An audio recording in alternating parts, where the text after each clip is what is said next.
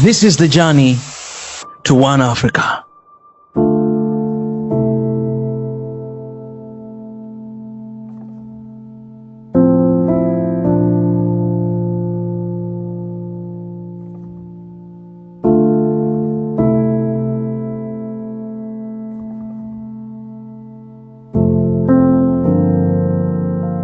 Power belongs to the people. The old politicians that you see occupying office are merely occupants of those offices to the extent that the population allows them to do that. But we must remember that the history of the world is like the history of the pendulum. Things swing from time to time, whether you look at civilizations in Europe or America or Asia or Africa. There was a time when Europe had these young kings who were absolute, and then they grew old in office, and the Europeans rose against them. You remember the revolutions, the glorious bourgeois revolution, you remember the French Revolution, you remember the Bolshevik Revolution, which ushered in new people. And we remember some of the activities of the younger people, the activities of individuals in Europe, for example, the Young Turks in the 1900s. You remember the student riots in France. So the history has demonstrated that young people normally seek power and obtain it. Whether they retain it is another debate. When you come to the continent of Africa, the entire struggle for independence was led by young people in their 30s and in their 20s. Then, of course, some of them did not want to leave office and remained in office and created this culture of octogenarians who don't want to remain, to leave office and spend most of their time indoctrinating young people and animating them through corruption and ethnicity. In Latin America, we saw the rise of young people. When you talk about people like Ernesto Che Guevara, you talk about Simón Bolívar, and you go to the Caribbean, you talk about people like Fidel Castro. When Fidel Castro became the leader of Cuba, he was a young man. And in the United States of America, you saw the rise of people like John Fitzgerald Kennedy in the 1960s in political power. And even in the civil rights movement, people like Malcolm X, people like Martin Luther King Jr., Ralph Abernathy, and all these, they were young people. So it would be simplistic to say that power is with old people. Right now, as I speak to you, you go to the Scandinavian countries and look at the average age of those in leadership is in 30s. And that is also true across most of Europe, except for a sprinkling of octogenarians. Asia, of course, has slightly older leaders. Africa is the home of individuals, most of whom have simply refused to get out of office. And that is a tragedy. And that is because they have succeeded in persuading our young people to be preoccupied with things that are not useful. So they bribe them, they tell them about ethnicity, they tell them about religion, and because they have used their offices to acquire wealth, they entice these young people and they remain in office and abuse office. But the answer is, once the youth wake up, then the youth will begin to occupy public office. But we must warn ourselves. Youth and of itself is not a qualification. We just don't want youth for youth's sake. We want young people who are patriotic, young people who are visionary, young people who are dedicated, young people who are honest. In the words of Kwame Nkrumah, we want young people in whom truth and justice reposes. In the words of Mwalimu Kambarage Nyerere, young people in whom we can have faith, young people who believe in their countries, young people who believe in humanity. And if we have such young people, we must then also educate the electorate, particularly in the continent of Africa. The electorate in Africa has been intoxicated with two things, perhaps three: ethnicity, religion, and corruption. Until the day we exercise those three ghosts, we can go to elections every 5-year cycle and we'll keep on getting the wrong men and women in public office. Is it not said that by their fruits we shall judge them? They may say they are good, but their fruits are bitter. You know, old order does not die easily. But if you looked and talked to very many young people in that part of the world, the British, there are a lot of people who are anti-monarchy. And they think that the United Kingdom should move away from that direction, because the monarchy puts into place individuals whose only claim to fame is history and family. Of course, it serves them well. I'm not one who is just about to condemn their society, if that is what their society thinks is good. And you must also remember that the European monarchies have known revolution. There was a time when there were absolute monarchs across Europe. And they were removed from Sweden to what was then Russia with the death of the Romanovs in Greece and in all these other places. So the absolute monarchs died, and we now have constitutional monarchs who are merely symbols of national unity. That is a compromise. But the United Kingdom that you are talking about, you remember that there was Oliver Cromwell who tried to overthrow the monarchy and to eliminate it completely during what was then called the Glorious Revolution. But those are things that will continue to happen. And if a people choose that that is the way they want to govern themselves and it serves them well, then you cannot begrudge them. But the truth is, many people see those monarchies as historical curiosities, and that is the value that they have. And they are latter-day celebrities. No, not at all. I'm one who does not believe that you must not have a relationship with people who are old. Old is useful. People who have had experience are useful. You learn from their mistakes. That is what experience is all about, that we have made mistakes, and therefore, because I'm older, I want you to avoid those mistakes. But you must, as an individual, if you're in a position of leadership, be mentally agile to know when you are being misled. Because the president of Ukraine, in my view, was an actor, and he acted as a president. And many times when I listen to him, he still thinks he's acting, which is tragic, because he's now acting, but real people are dying.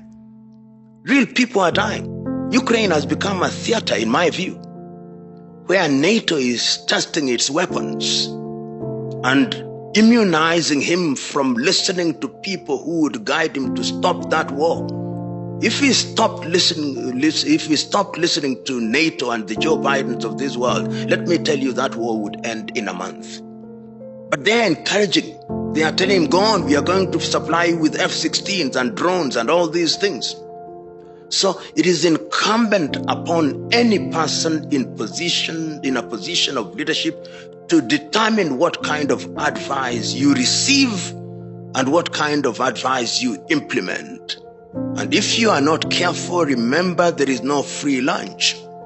These people are telling you to do the things that they want you to do, because at the end they are looking for a particular result. So one must be very careful. You must always surround yourself with men and women who mean well for you and the country. And it is Lenin, after the Bolshevik Revolution, who used to say that you must listen very carefully to your enemies, because sometimes they tell you the truth that you do not want to hear but need to hear. Sometimes you are surrounded by a coterie of people who pretend to be your friends, but they are not.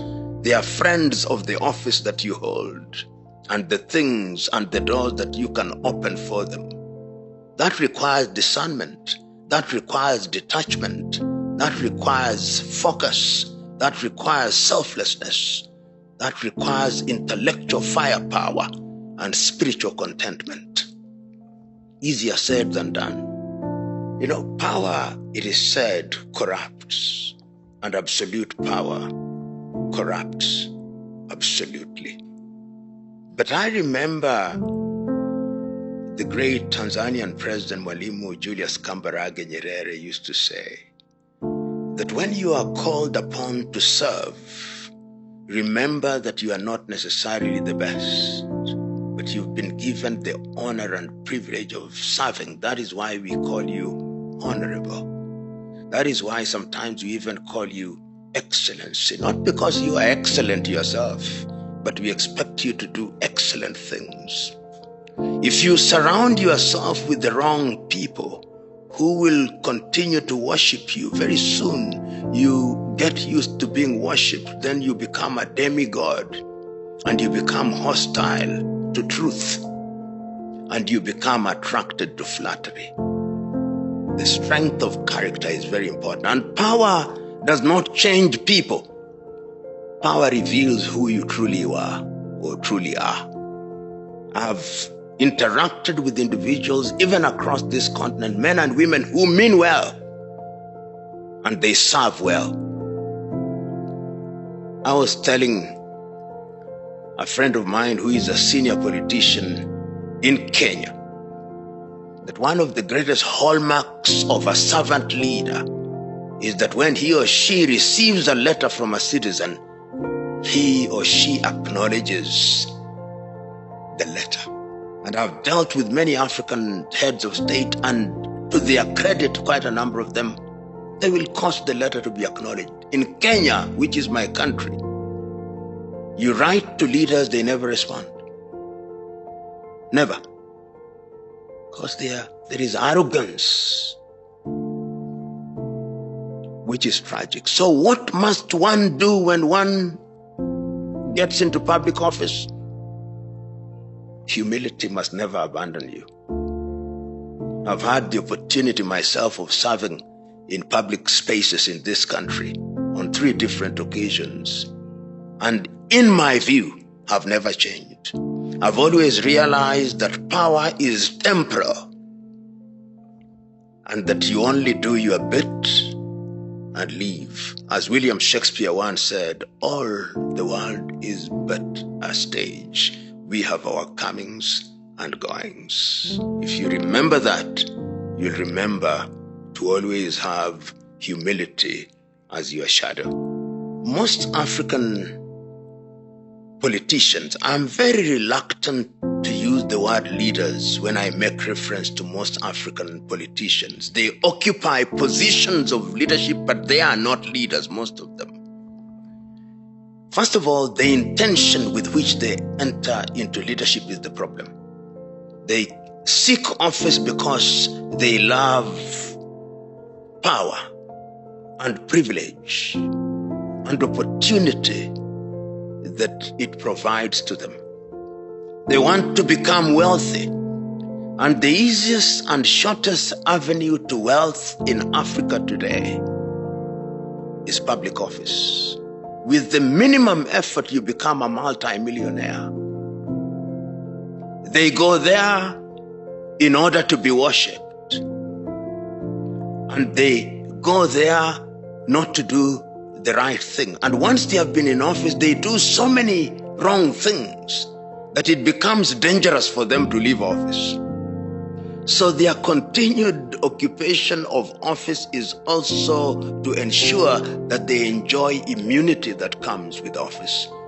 But when you are a good leader who does the right thing, you do not fear to leave office because nothing has changed. And I've seen leaders of that ilk in this part of the continent. And there are quite a number of sprinkling of leaders who have left office and are doing great things. Joaquim Chissano in Mozambique. Ifikepunye Pohamba in Botswana. People like my good friend Jakaya Mrisho Kikwete, Ali Hassan Mwinyi in Tanzania, Benjamin William Mkapa, Joaquim Chissano, as I've said, of Mozambique.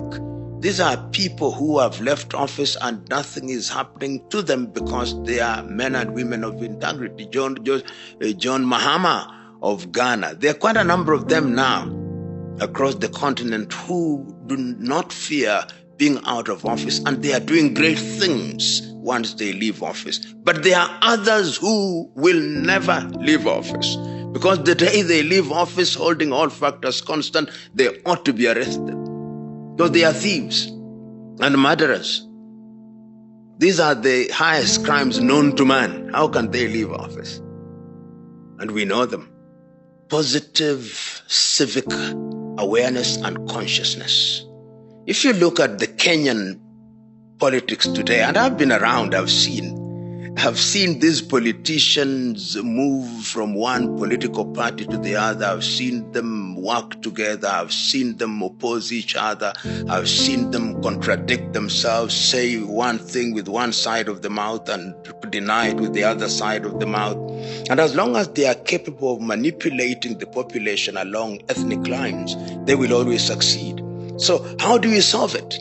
By civic awareness. Is it easy? It is not easy, because these individuals have now amassed so much money in an environment where there is great poverty, so that any man or woman with ideas is not attractive to the electorate.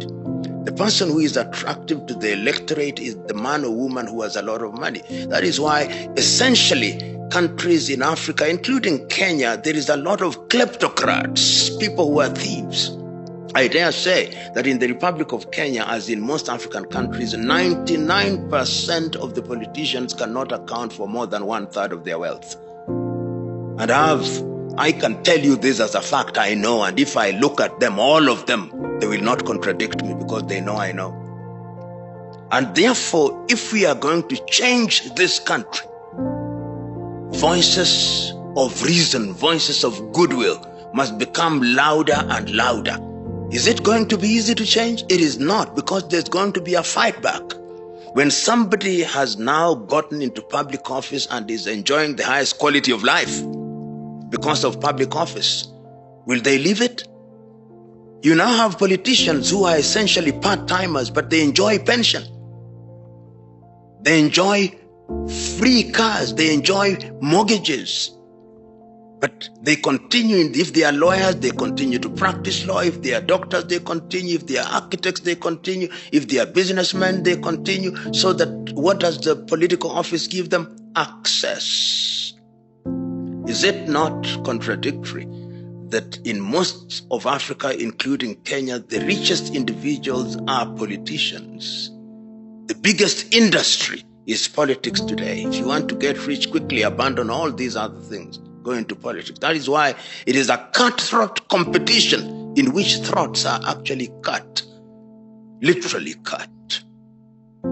Arise, young people. Determine what it is that you want to ensure that you create countries where there is justice, peace, economic development and opportunities, and use the power of the vote to elect good men and women, and use means which will ensure that there is sustained growth. What we saw during the Arab Spring was a useful thing, but the youth then abandoned it so that it was hijacked by these political mandarins. The lesson to be learned from there is that before you engage in a revolution of any kind, you must always have a shadow cabinet, a shadow government. You must know who is going to occupy what, because if you don't, these mandarins who have been in government for too long, they know how to capture it. And you saw throughout the Arab world, whether it was in Tunisia or Egypt, it is the old ones who ended up being in positions of political leadership. Once the young people have done the heavy lifting, then they told them, you have no experience. When you want to serve people with a heart of gold, experience is honesty. In fact, the experience that they talk about is the experience that Africa does not want. But we must wake up. Young Africans must ensure that they are not divided along religion, they are not divided along ethnicity, and they must tell these thieves, we don't want your money. It is our money anyway. The day they do that and organize themselves, let me tell you, the youth have the vote. All these octogenarians who don't mean well for the country will be run out of office. But the young people must always remember that the old people also have a role to play. But they must ask which old people. Within the ranks of the old or older people, they are good people. Within the ranks of the younger people, they are also terrible individuals. So it is a mix of ensuring that you have the right people. As they say in Igbo proverb, Igbo of Nigeria, when mother cow is chewing, baby cow watches. And it is that way that baby cow learns. Remember, I'm using the word baby rather than calf deliberately.